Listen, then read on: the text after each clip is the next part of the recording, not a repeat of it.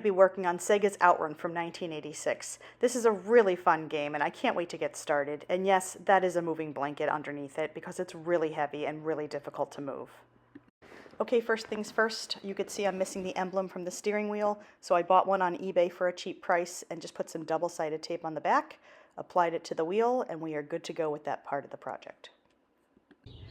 Now I'm actually looking at fixing the floor. The floor has all kinds of stuff in it, some bubble gum, and I don't even know what some of that stuff is.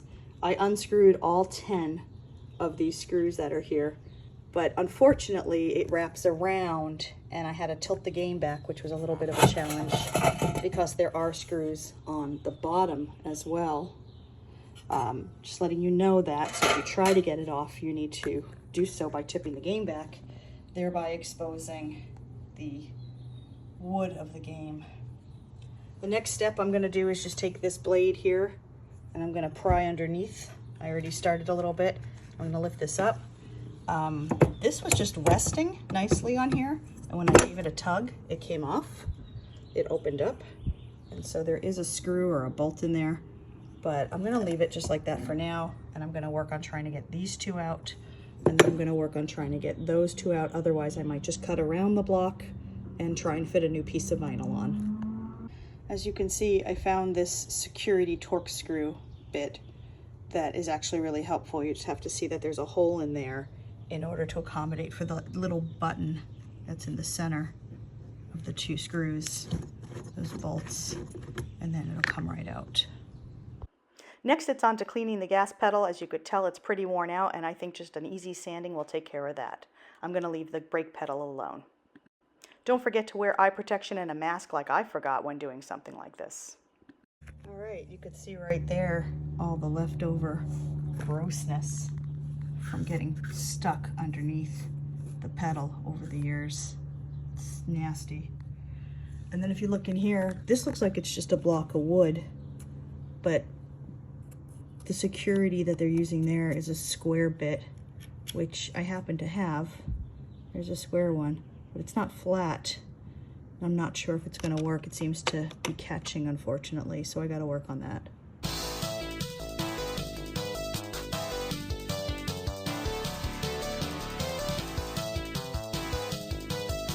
Now I ordered some black vinyl from Home Depot.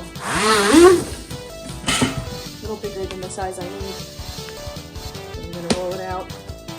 I have some rubber cement-like material coming soon.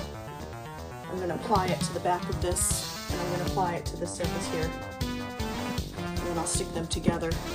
And in the meantime, I'm just going to roll this out.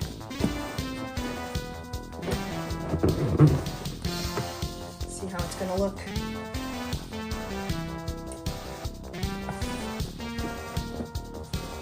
Some room for that piece of wood. Just a note, the original floor was gray, but I think the black looks better, so that's what I decided to go with. And there we go, all nice and lined up. Just waiting for the glue to come in and apply it to both sides. Stick it down, re-screw all the holes. This is the contact cement that I applied to both the flooring and the wood so they would stick together, and I weighed it down with my tools overnight to make sure it would stay. Here's the final product, and next we are on to T-molding. I've got some bright red T-molding that I ordered, probably from tmolding.com or somewhere on eBay, I don't remember. And I just thought that the bright red would look really good with the red in the marquee and the red on the game. So I'm going to remove this T-molding that's black, put some fresh T-molding on that's brand new and in good condition. Okay, on the side of the game, there are these triangular metal pieces which I took off. There's 1, 2, 3, 4, 5, 6 screws, and then there's 4 on the bottom, which are actually longer. And that's the same for the other side. In order to get the T-molding off, I had to remove that piece, this metal piece. I think it's aluminum. And then once I took that piece off, I was able to get the old black T-molding off. And then I was able to slide the red in, hammer it with a rubber mallet, and then put this one back on, this metal piece.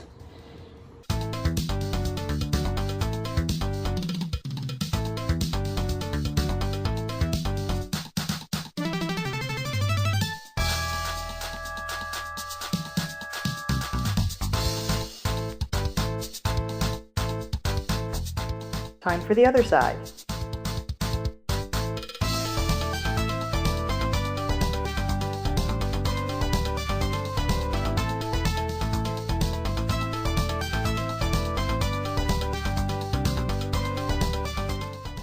And there you have it, the transformation from black tea molding to red tea molding.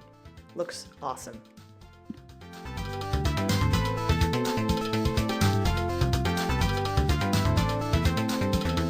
If you take a look here, you'll see that even though this is Sega Out Run, you will notice that the map here is for Turbo Out Run. So that's a little bit of a problem.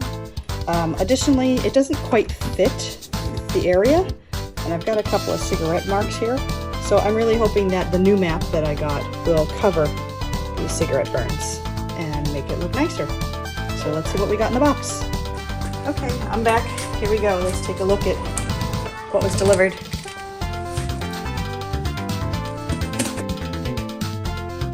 Okay, we're over here at Outrun. Again, it's the right map, which is awesome, but if I lay this map on top of that map, it is exactly the same size, so I was not aware of that. That kind of sucks. I can move this down still and have kind of an edge around it. I don't know, I have to think about what I'm gonna do, but first steps first, take the razor and scrape off the old one, and then I'll figure out what I'm gonna do with the pasting of the new one.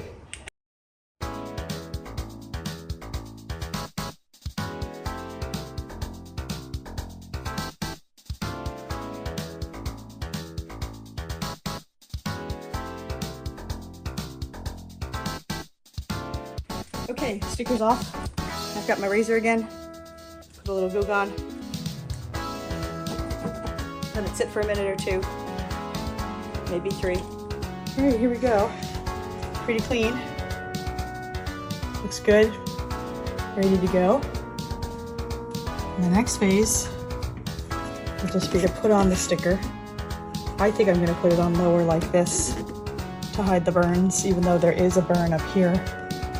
Cover that, but then there's so much down here, so if I lower this, I cover a lot of it, and there's just the one. I don't know, we'll see.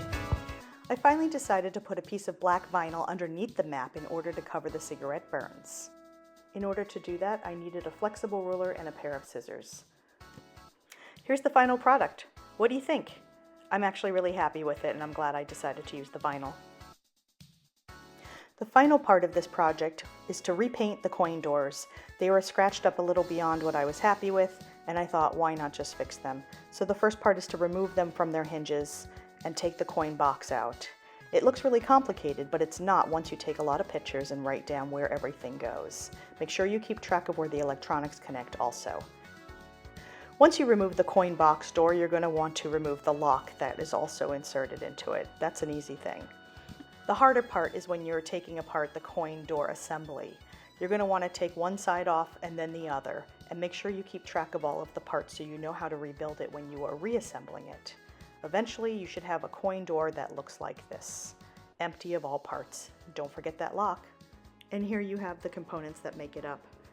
Upon further inspection, I noticed that the red coin mechanisms have springs behind them that were really rusty. You could see them on the right here, so I replaced those with new ones on the left. And then I sprayed both the coin door and the coin box door and replaced them back on. Rebuilding it took a little while, but with some patience you can do it. And here's the final product, from a new emblem in the steering wheel to new vinyl on the flooring, a brand new map with vinyl behind it, and the coin doors freshly sprayed. Let me know what you think in the comments, and subscribe or give it a thumbs up if you'd like. Thanks so much for watching, and do something nice for someone today.